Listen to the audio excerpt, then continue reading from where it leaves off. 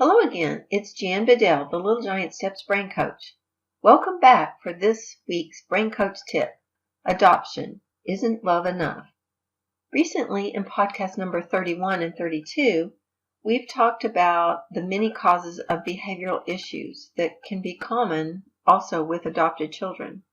I encourage you to take those in as a way to think differently about a number of areas that could cause your home to be negative.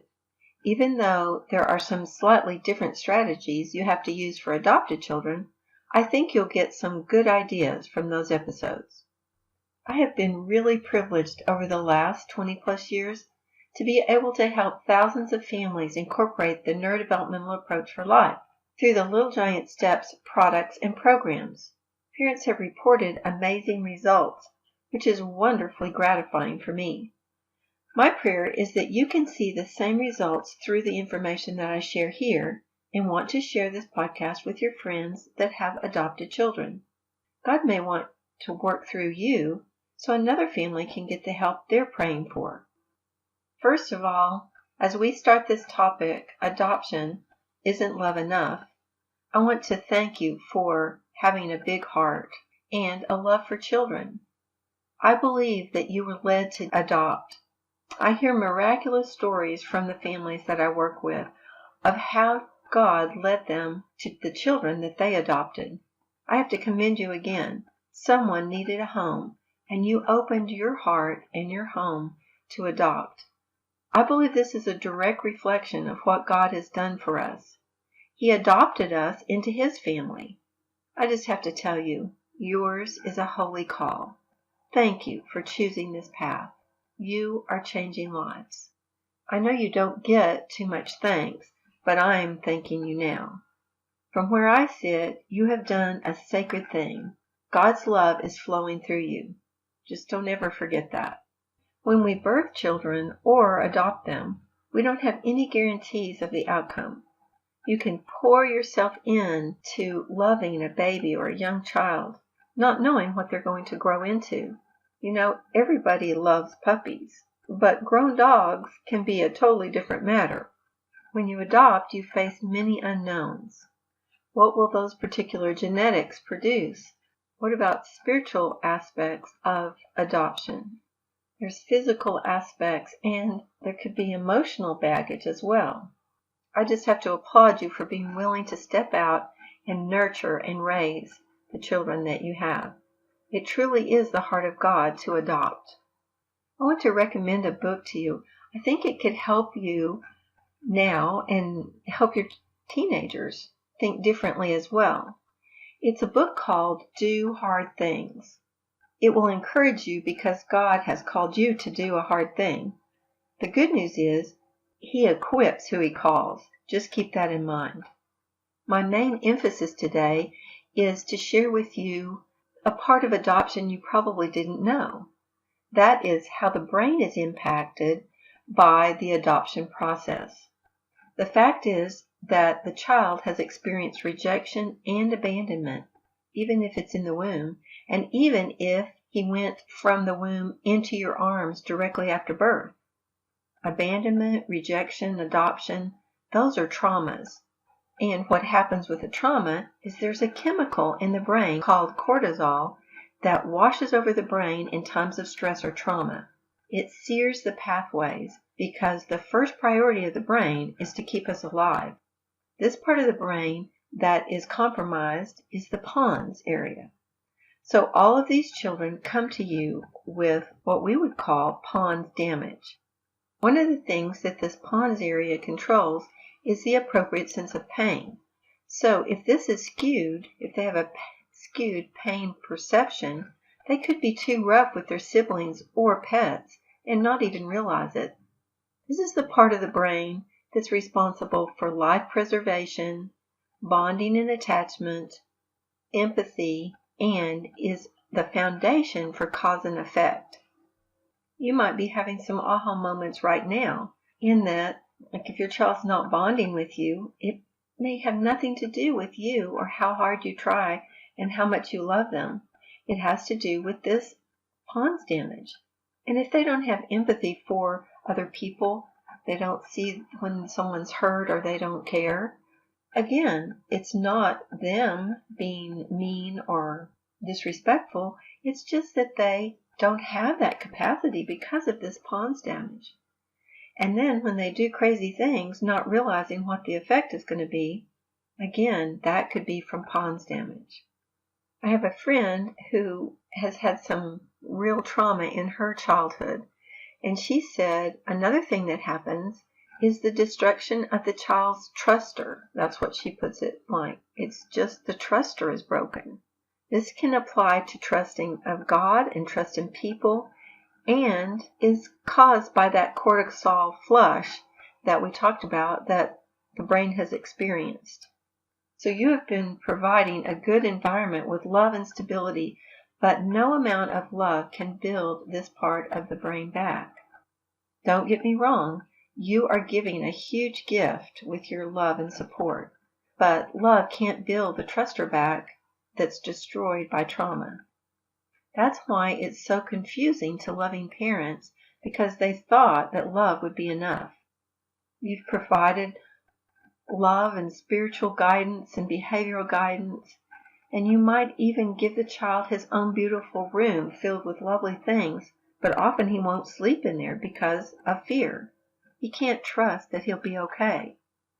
You think this is an emotional thing, but it is really a physical problem that needs a physical solution. The good news is the pathways in the damaged part of the brain can be rebuilt. God is amazing. He's given us an amazing gift called plasticity, where when you stimulate the brain, it changes.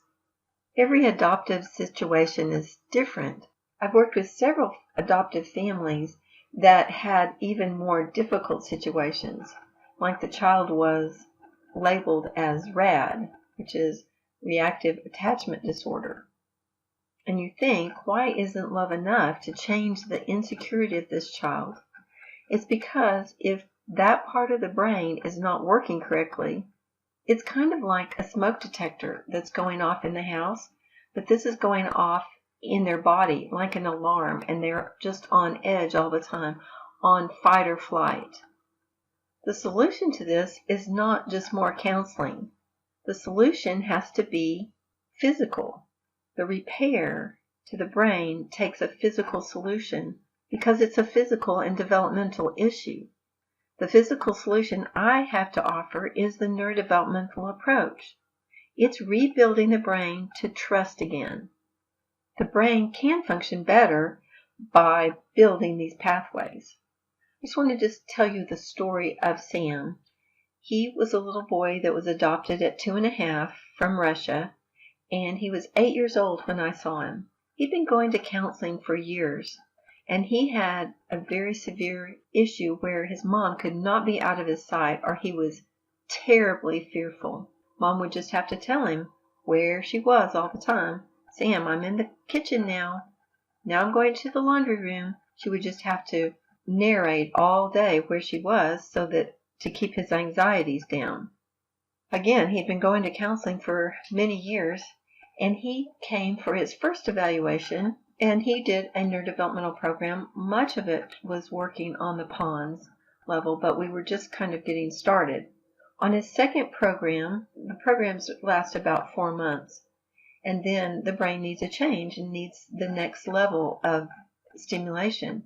So he came back for his reevaluation, and I put him on a very intense pons program. He did lots of floor work and lots of cross-pattern work. At the end of that 4 months, it was on a particular day, and Mom said it was incredible because he was very anxious because she was in another room. And then when she came into the room, he said, "You just don't understand. When I was little, I would cry and nobody came to help me." This was so huge. They went to the counselor. They talked with her about that. And the counselor was saying this is just a breakthrough, a tremendous breakthrough, because now they could deal with some of the things in his cortex that had been stuffed down in that part of the brain that has no words, but it has emotions. It has lots of emotions. So when those two are connected, then you can work some of those out. And the cortex can help you because it's the logical part of the brain. It can help alleviate a lot of those problems. So it's really interesting. Mom and the counselor believe that if he had not done that lower level work, that it could have been years or never before he was able to connect with those feelings that he had as a little bitty boy that was not taken care of. Another aspect of neurodevelopment that can be a hindrance for biological children and adopted children, is this stunted auditory processing that we're seeing. This is your auditory short-term memory. We're doing so many things visually that we're not developing that auditory, and it's making a huge, terrible impact on our society. It's going to cause issues in your home because you are going to expect age-appropriate behavior and maturity and interactions, but oftentimes they act like much younger children because of low processing. They have trouble following directions. That causes conflict because you think it may be a behavioral issue, and it's really that they're not holding the pieces together in their auditory so that they can follow the directions. If you are new to the Brain Coach Tips podcast, I encourage you to go back to number 4, where I talk about the best kept secret in education, auditory processing. There's details there about auditory processing and how to get a free test kit at littlegiantsteps.com. Find out where your child is.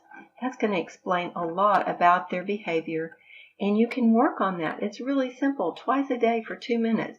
You just work on that, building that little listening muscle so that they can function better in life. It makes all the difference and helps them not to be so anxious either, because, if you're in a world and all kinds of things are happening and you're not understanding it, it can be very confusing and cause a lot of emotional responses. Another area that we don't really have time to get into today, but we have resources for that, is the spiritual area. You have taught them spiritual things, but there is such things as generational curses. So in that bundle of articles that you can get at littlegiantsteps.com, you will find an article by one of my colleagues that addresses these generational curses. The Bible says the sins of the fathers are passed down to the 3rd and 4th generation. And to me, what I've seen is oftentimes it just accelerates the curse from one generation to the other. So you'll want to definitely investigate that aspect. There are also articles in that bundle that were written by colleagues of mine on various subjects that affect children who have been adopted or traumatized. I'll also have an interview in a few weeks with that adult I was telling you about that was traumatized as a child, and she will share what the floor work did for her to help heal her truster. That truster was broken many years ago, but she's making great strides toward emotional health. One way that you can find these articles is to go to littlegiantsteps.com and click on Help for Labels. That's the little icon at the bottom. And find articles on many subjects. Here's one section that's totally dedicated to adopted and traumatized. There you will receive ideas of what neurodevelopment can do for your family and how to find answers to the root causes of symptoms you're seeing in your children. I also encourage you to take a look at the neurodevelopmental program called Developmental Foundations. You can just type in littlegiantsteps.com/DF to go right to the information about that. If I had a nonprofit that was backing me, I would have a developmental foundations in every foster and adoptive home in America. That would be my goal. And every orphanage that would be open to doing something different, because I know the power to change the brain that lies within this kit. My great desire is to see the captives set free. That's these children trapped in these traumatized and disorganized brains. The developmental foundations can be a huge first step in helping that process. It includes floor exercises that work to link the pons to the cortex so that those fears and insecurities can be talked about and addressed, like in the story of Sam. It works on auditory and visual short-term memory so school and life is easier in the realm of holding those pieces of information together. This processing skill affects a person's ability to follow directions, stay on task, comprehend, see the big picture of cause and effect, as well as being able to read with phonics, and much more. You can choose from the complete or the deluxe Developmental Foundations kit. Both of those have the rapid recall system that would teach from scratch or help solidify a child's math facts. Or you can choose the advanced Developmental Foundations that was designed for those that already have their math facts mastered. The tactile system is addressed in these kits, and activities to help with handwriting, and helpful suggestions on how to approach math operations and reading. You can see a video testimony at littlegiantsteps.com/D as in developmental, F as in foundations. We are out of time for today, but I hope you will stay tuned where you will receive more Brain Coach tips to make life and learning easier. Next week, I will share the neurodevelopmental approach to spelling in our topic, Essentials for Spelling. In the meantime, I want to encourage you to take in more of the previous podcasts that can help you understand your children better, whether they were adopted or biological. Until next week, it's the Brain Coach signing off and reminding you that neurodevelopment is a dynamic approach to life at any age. So think differently. The solution is not in the problem.